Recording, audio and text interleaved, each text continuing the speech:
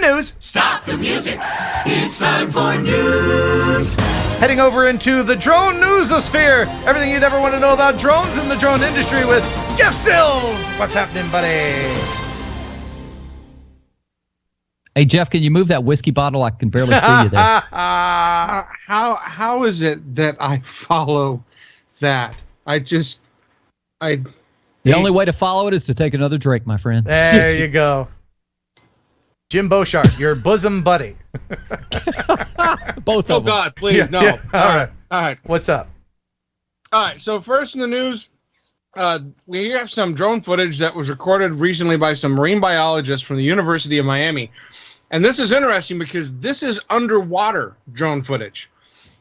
So they were in the process of checking out sharks, and they used their drone to capture sharks. Oh, cool. So what's interesting is that the fish that are around the shark are called chafing fish, and they rub against the side of the shark as part of the exfoliation process. And you would sit there and think that sharks are like really smooth and stuff, but they're not.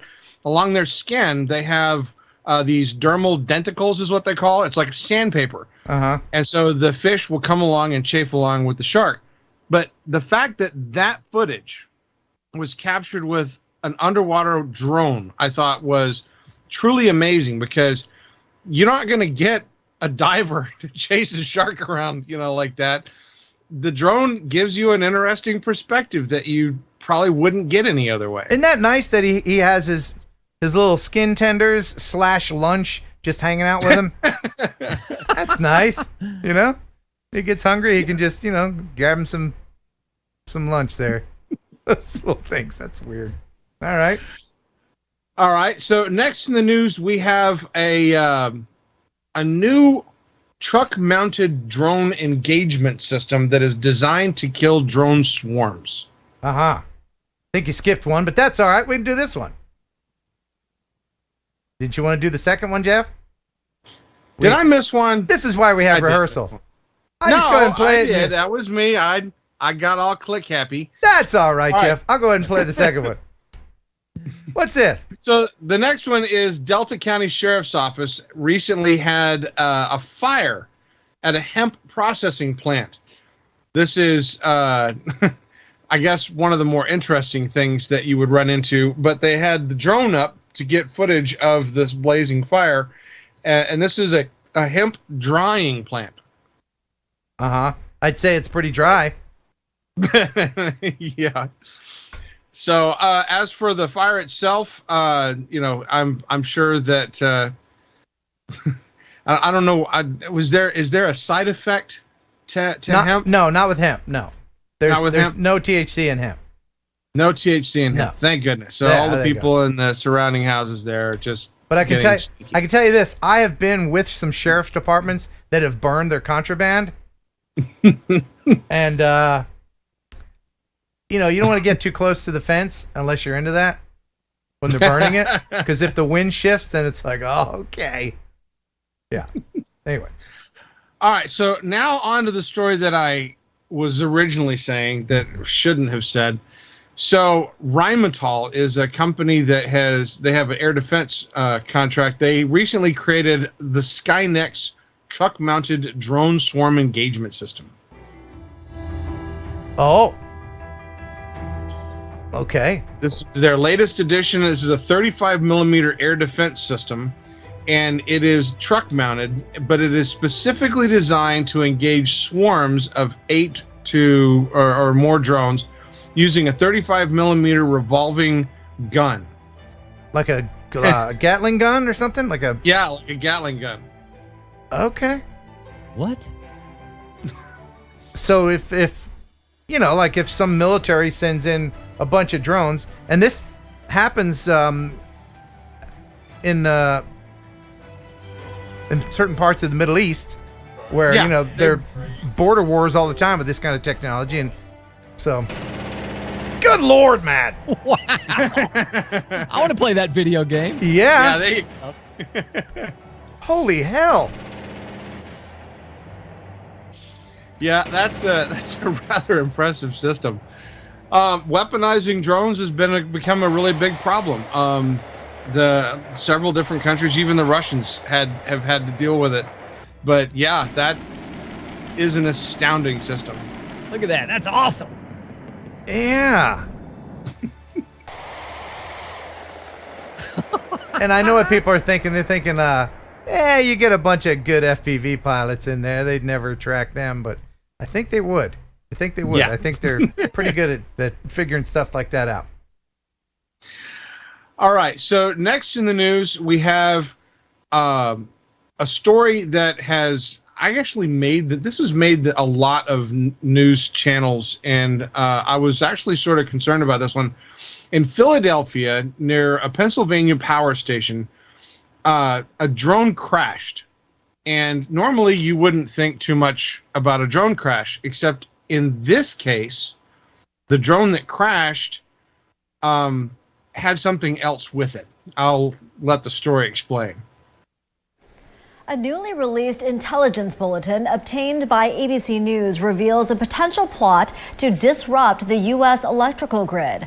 A modified drone was recovered from the roof of a building in Pennsylvania next to an electrical substation in July 2020.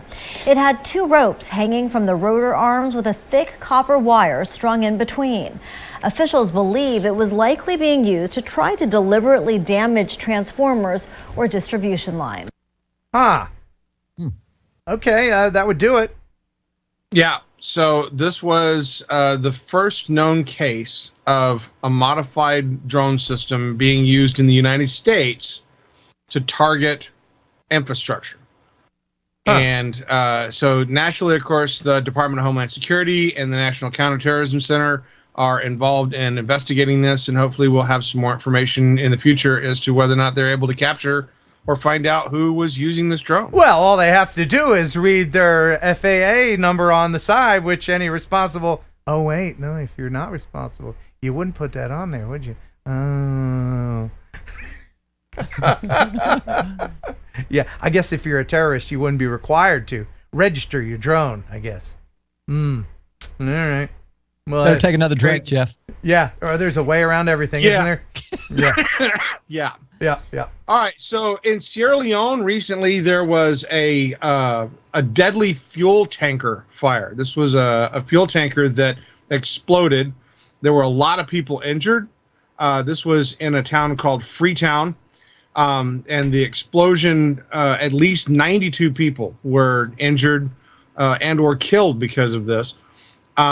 They had gathered around this leaking fuel truck near the fuel bus near the tanker when it detonated. Oh, and they got this drone footage of the aftermath of that fuel tanker blast. Did a lot? How many people? We lost a lot of people in that, probably, huh? There was 92 people were killed and dozens injured. Oh my goodness! So why would you go? Why would you go near a tanker fire?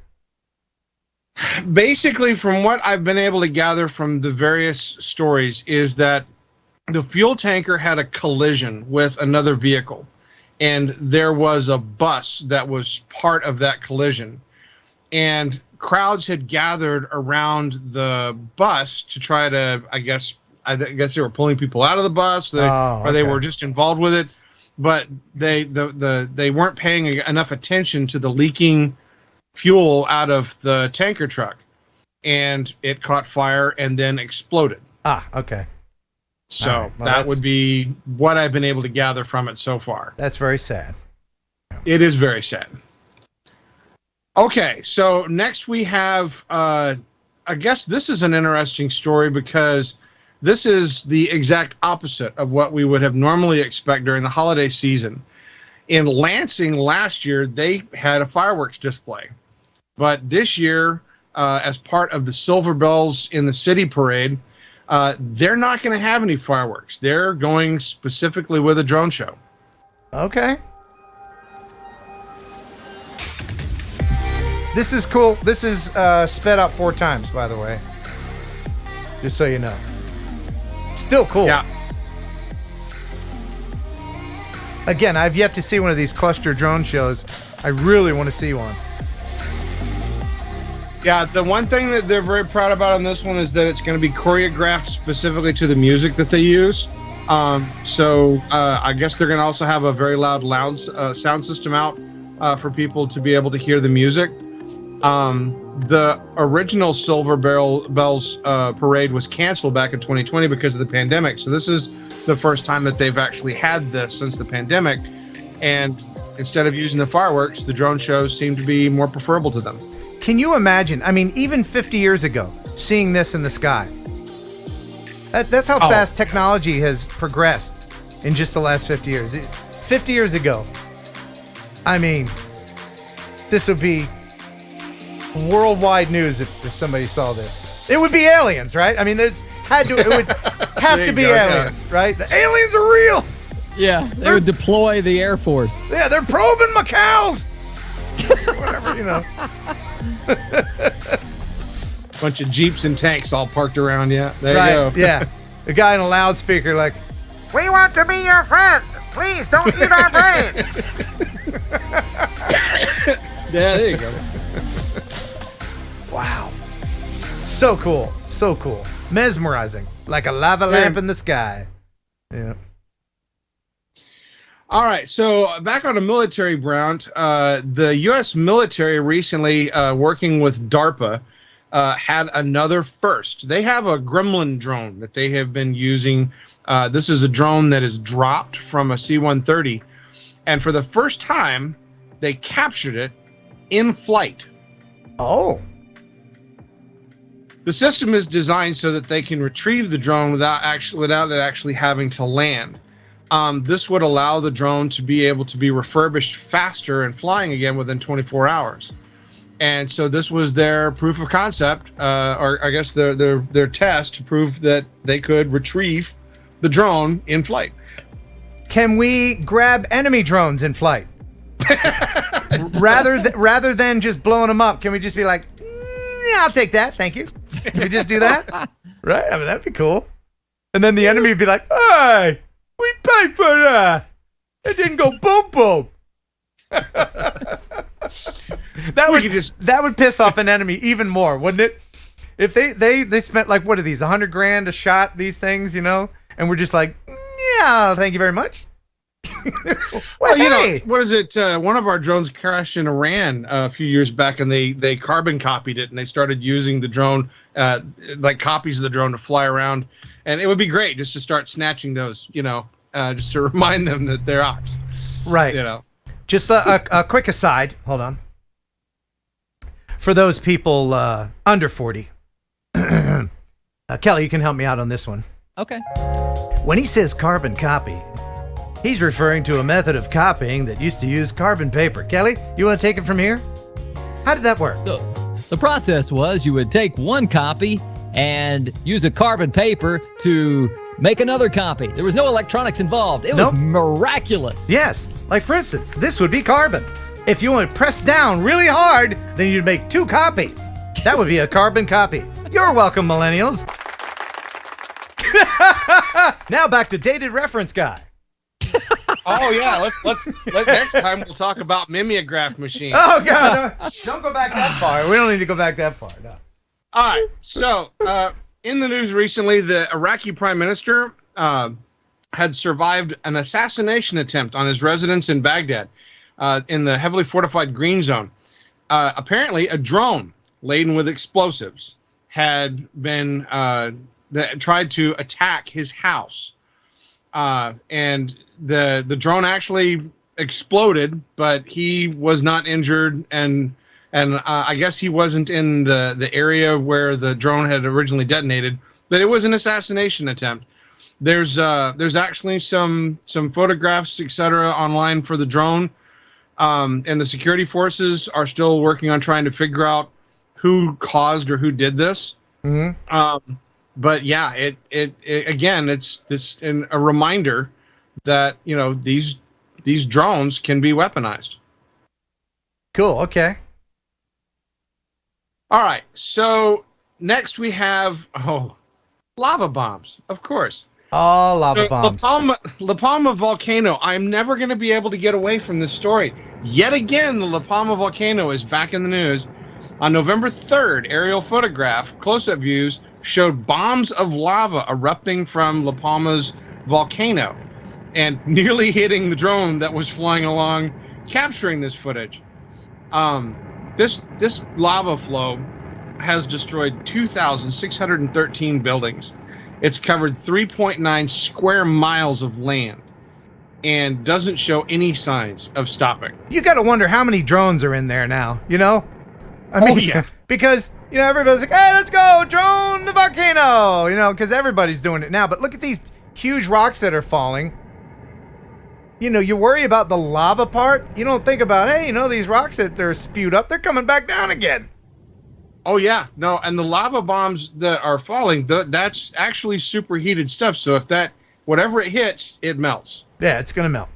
So, yeah. So, yeah. And surprisingly enough, the drone made it through without getting hit. Now, of course, we would have had some better footage if it had gotten clipped along the way, but that's just me. We don't want to. Do we want to see that? Yes. Yeah, we kind of do. Yeah, we kind of do. Yes, we kind of, yeah. All right. So, last in the news, and this one I think is the fun one. We have enjoyed over and over watching the FPV flights through buildings and through different places as part of demonstrations or advertisements or commercials, etc. But the first one, the one that really made its mark, was the one that went through the bowling alley. Oh, yeah. And recently, they interviewed the drone pilot behind that viral video. There's no cuts. It's a one take. Yep, no CG. Director Anthony Jaska helped come up with the concept of showing every part of the iconic bar and bowling alley. I'm walking through the scene and I'm cueing each people to throw the ball or it's coming back up. It takes a lot of effort, a lot of time. So just because you shot it in one shot doesn't mean it didn't take a really long time or take a few tries. Right, yeah. So I think that was the 10th take. That was the last take that he did. He is Jay Christensen, the drone pilot who uses some high-tech goggles to pull off that mind-bending mini drone wizardry. You're able to see the live feed through this camera here, so you're instantaneously streaming that to your goggles, and then the GoPro's getting the cinematic video throughout it. By far, the part of the video that brought the most questions is when he took the drone from the lanes to the back without much room to spare. All morning I was like stressed about it, like that's gonna be a hard move, and I ended up going 15 for 15 on that. I never crashed once on that move. What? Yeah, the hardest move to me was actually coming in the front door to start. It's kind of windy outside, and like there's a couple guys walking, and it was actually the start of the shot to me was like the hardest. But it wasn't the hardest part to find a volunteer for. I was the guy polishing the ball. Mike Welsh is the owner of Sky Candy, which is why he decided to take one for the team. Take some balls. It sure does. But I've got total faith in Jay as a pilot. I've been watching him fly for the last 6 years, and the guy's incredible. So you build trust over just seeing him accomplish awesome drone shots. For the record, the only time Jay did crash, it was intentional. And they're just a little worse for the wear. It actually completely went into it, and other than it's got this little break here, but it still flies perfectly, and we flew it right after we crashed it into there. Yeah, that is really cool, and it seemed like there was a wave of fly-throughs after that gained national attention. The fact that they got that in 10 takes blows my mind. You would think it would take 30, 40, 50 takes to get it right in one take. It's a lot of coordinating with the people in there. And what's amazing is that in some cases, some of the videos that they shot were actually shot in a day. They didn't have to spend, weeks or days trying to do it. They were able to come in and do it in a matter of a day or a few hours in some cases. And if you notice, the interview was done in, it looks like the Mall of America, where they also shot footage as one of their videos. So, again, a nice little tie-in to some of the work that they've done in the past. Yeah, and if some of you camera drone guys are thinking about getting over into FPV, we're going to be talking with Drew Camden from Rotor Riot here in just a little bit. And we're going to talk about entry-level stuff that can get you started down the path to FPV, cinematic or crazy flying around, whatever you want to do. But, Jeff, thank you so much for the wonderful news. You're most welcome, sir. Thanks for stopping by. Now get out. This video lovingly sponsored by RemotePilot101.com. If you are serious about making money with your drone, whether it be photography or FPV, well, then you're going to need, from the FAA, a 14 CFR Part 107 certification. And the best place to study for that certification is remotepilot101.com.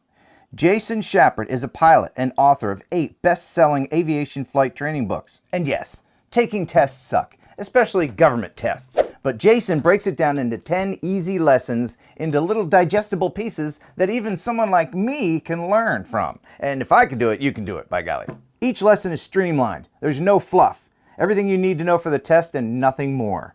Plus, it's regularly updated, so if something new comes out, a new regulation, or the FAA just has a mood swing, Jason will let you know about it. As more and more drones are integrated into the United States airspace, the FAA will be coming out with more and more regulation, including things like remote ID, and all the other crazy things you've been hearing about. So protect yourself, get the knowledge, become a Part 107 certified drone operator. There's never been a better time to get certified, so get the smarts you need to pass that test at remotepilot101.com. Use Heron 18 to get 30% off. That knocks the price down to $104. Look at that! Boom! Magic time! You wouldn't drive without a driver's license. Don't fly without a UAS license. remotepilot101.com.